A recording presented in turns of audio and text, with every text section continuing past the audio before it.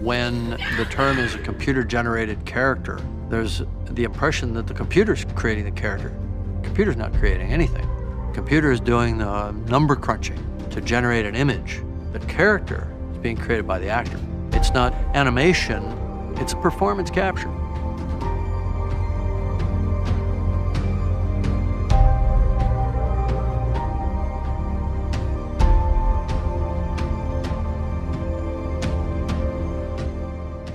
We've talked about low-budget filmmaking.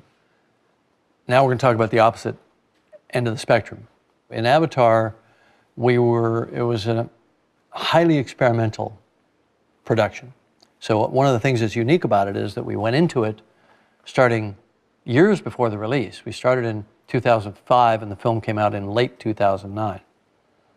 Not knowing exactly how we were going to solve most of the problems. We had a general idea of how to do things. We're pretty thin on specifics. And I had actually written Avatar in 1995 as a challenge to my digital effects company, Digital Domain. And they said, we can't do it yet. We don't have the tools to do the muscle rigs and the facial muscle rigs and the eyes and the hands, and we can't do it. It's too much. It's beyond us right now. I said, all right, I'll just put it in a shelf for a few years. And I waited and I waited and I waited, and then I was watching The Two Towers. And there's the scene where Gollum talks to himself. And he's in two places at once, and he's having this kind of schizophrenic out-of-body experience. And it's highly expressive, highly emotional, goes on for several minutes, and it's 100% CG character. And I said to myself, if they can do that, I can make Avatar. And that's what set me down the path of making the movie. So I was inspired by the work of another filmmaker. I was building on what Peter Jackson had done and what Weta Digital had already done.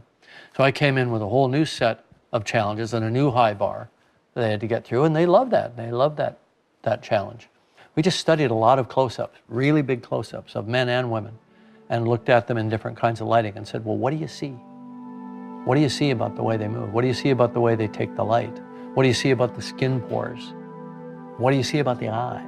You know, and one of the breakthroughs was the eye is not dry, the eye is wet. It's kind of obvious. But it also means that the upper part of the lower eyelid is actually a wet surface. And there's a little meniscus of tear fluid between that eyelid and between the eyeball. And it catches the light.